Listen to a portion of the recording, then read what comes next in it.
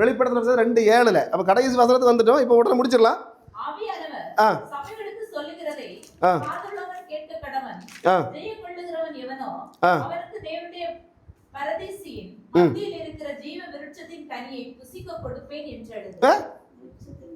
ஜீவ விருட்சத்தின் கனியை புசிக்க கொடுப்பேன் என்று எழுது. அது என்னது போட்டிருக்குன்னா, முதல்ல காது உள்ளவன் கேட்கணும். காது இல்லாம செவிட்டு வீரியனை போல நிறைய குரூப்புகள் இருக்கும். அதோட பற்றிலாம் ஆண்டவருக்கு என்னது இல்லை, கவலையே கிடையாது. எனக்கு அதை பற்றி கவலை கிடையாது. அவர் அது பல வசனங்களில் சொல்லுகிற விஷயம். ஆனா காது உள்ளவன் என்ன செய்யணும், இந்த வெளிப்படுத்தின விசேஷத்தை தெளிவா தெரிஞ்சுதான் ஆகணும். அப்ப காது உள்ளவன் கேட்க கடவன் சொல்லிட்டு இன்னொரு வார்த்தையை சொல்றாரு. என்னது, அவருக்கு ஜீவ விருட்சத்தின் கனி ஏற்கனவே இருந்ததா? எங்க இருந்தது? ஏதேன் தோட்டத்தில் இருந்தது. சரி, அது யாராவது சாப்பிட்டாங்களா? ஆதாம் ஏவாள் சாப்பிட்டாங்க. அப்படியா? ஏன்னா அது என்னது, ஜீவ விருட்சத்தின் கனி வேற. நிறைய பேர் எனக்கு தெரியாம பிரசங்கம் என்ன நடக்குதுன்னா, அந்த என்னது ஜீவ விருட்சத்தின் கனியை போய் அவங்க சாப்பிட்டாங்க, அதனால என்ன செய்ய முடியல, பரலோகத்துக்கு ஆண்டவர் வந்து அதை ஏன் நீ சாப்பிட்டான்னு சொல்லி இது பண்ணிட்டாரு அப்படின்னு. ஆனா இல்ல, அது என்னது, அது ஜீவ விருட்சத்தின் கனி இல்லை. அதுல 2 ஜீவ விருட்சத்தின் கனி இருந்ததா? இருந்தது.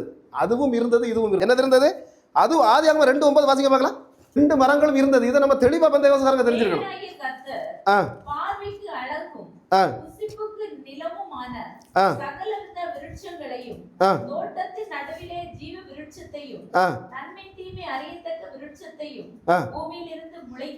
என்ன போட்டிருக்கு? தோட்டத்தின் நடுவிலே ஜீவ விருட்சத்தை. அடுத்த கமா போட்டிருக்கா இல்லையா? போடலையா? யாருக்கு பயப்படையாது கமா போடாம இருக்கா? தோட்டத்தின் நடுவிலே ஜீவ விருட்சத்தையும் போட்டுக்கிட்டு கமா போட்டிருக்கா இருக்கு இல்லையா? அப்ப அதுக்கு அடுத்தது நன்மை தீமை அறியத்தக்க விருட்சத்தை. அப்ப என்னது ஆகிப்போச்சு, 2 மரங்கள் அவர் நடுவில் வைக்கிறார். வேற வேற 2 விதமான மரங்கள். அதுக்கு பின்னால் உள்ள வசனங்களை பார்த்தா தெரியும். அதுல என்னன்னா, தோட்டத்தில் நடுவில் இருக்கக்கூடிய இந்த விருட்சத்தின் ஆதியாகமம் 3:3 வாசிங்க.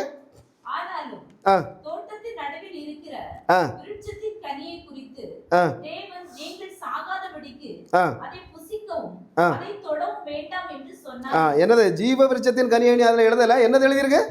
விருட்சத்தின் கனியை நீங்க சாப்பிடண்டாம் அப்படின்னு சொன்னார். ஆனால் அந்த விருட்சத்தின் கனியை நீங்க சாப்பிட்டா சாகவே சாவீர்கள் சொன்னார். அப்ப தேவன் என்னக்கா போய் சொல்லுவாரா? அப்ப சாகவே சாவி, அதை சாகக்கூடிய கனி எது?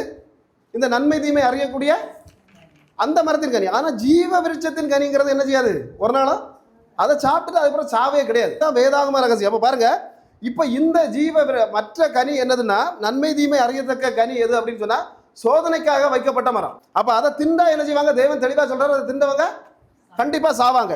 ஒருவேளை அவருக்கு தின்னாமல் இருந்திருந்தால், அதை சாப்பிடாம இருந்திருந்தால், அவர்களுக்கு என்னதை கொடுத்திருப்பார் ஆண்டவர்? இந்த ஜீவ விருட்சத்தின் கனியை கொடுத்திருப்பார். அப்ப ஜீவ விருட்சத்தின் கனியை கொடுத்திருப்பாரு. அப்ப அதுல வாசிக்க பார்க்கலாம் 3:12 ஆதியாகமம் 3:12.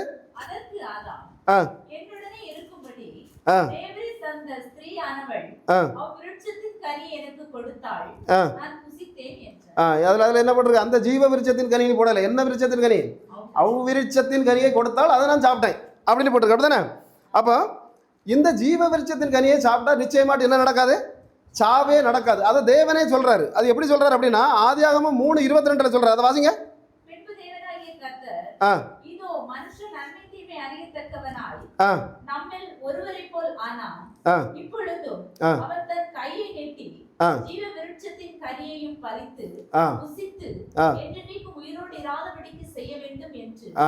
சரி, அது என்ன போட்டிருக்குன்னா, கனியையும் நீ போட்டிருக்கா, கனியை நீ போட்டிருக்கா. அப்ப கனியை, ஏன்னா ஜீவ விருட்சத்தின் கனியையும் என்ன செய்யப்படாது, போய் பறிச்சிடப்படாது. அப்ப ஏற்கனவே எந்த விருட்சத்தின் கனியை பறிச்சிருக்கான்? நன்மை தீமை அறியத்துக்கு கனியை பறிச்சு அவன் என்ன செய்துட்டான், சாப்பிட்டுட்டான். அப்ப சாப்பிட்டவன் எனுமை என்ன செய்யப்படாது, எனுமை சாவாம இருக்கிறதுக்கு. அப்ப பாவம் செய்தவன் சாவாம இருந்தா உலகத்துல என்ன நடக்கும்?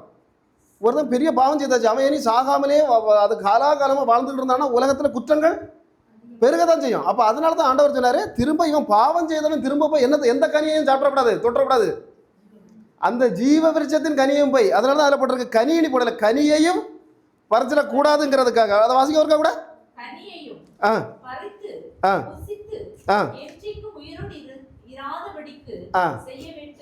செய்ய வேண்டும் என்றார். அப்ப என்னன்னா, இந்த கனியை ஜீவ விருட்சத்தின் கனியை திரும்ப இவன் சாப்பிட்டு திரும்ப என்னைக்கு அந்த பாவத்தை செய்துட்டு உயிரோட இருக்கக்கூடாதுங்கிறதுக்காக தான் எங்க கொண்டு அதை அடைத்து, வழியை அடைத்து காவல் வைத்தார். எந்த மரத்துக்கு போகக்கூடிய வழியை அடைத்தார் அப்படின்னு சொன்னா, ஒரு நாளும் அந்த நன்மை தீமை அறியத்தக்க அந்த மரத்துக்கு வழி அவர் அடைக்கவே இல்லை. அவர் அடைச்ச வழி எது?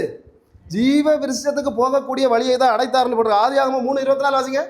அவர் மனுஷனை துரத்திவிட்டு ஜீவ விருட்சத்துக்கு போகும் வழியை காவல் செய்ய ஏதேன் தோட்டத்திற்கு கிழக்கே கேருபீன்களையும் வீசிக் கொண்டிருக்கிற சுடரொளி பட்டயத்தையும் வைத்தார்.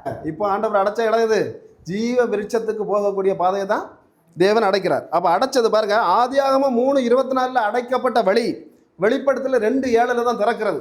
2:7 எப்படி திறக்குது? ஆவியானவர் சபைகளுக்கு சொல்லுகிறதை காதுள்ளவன் கேட்க கடவன். ஜெயம் கொள்ளுகிறவன் எவனோ அவனுக்கு தேவனுடைய பரதீசின் மத்தியில் இருக்கிற ஜீவ விருட்சத்தின் கனியை புசிக்க கொடுப்பேன். அப்போ தொடக்கத்திலே ஆதியாகமத்திலே அடைக்கப்பட்ட வழி வெளிப்படுத்தின விசேஷத்தில் திறக்கப்படுகிறது. அப்போ அந்த வழி யார் அப்படிங்கறத இயேசு கிறிஸ்துவே சொன்னார். யோவான் 14:6 அதை வாசிங்க.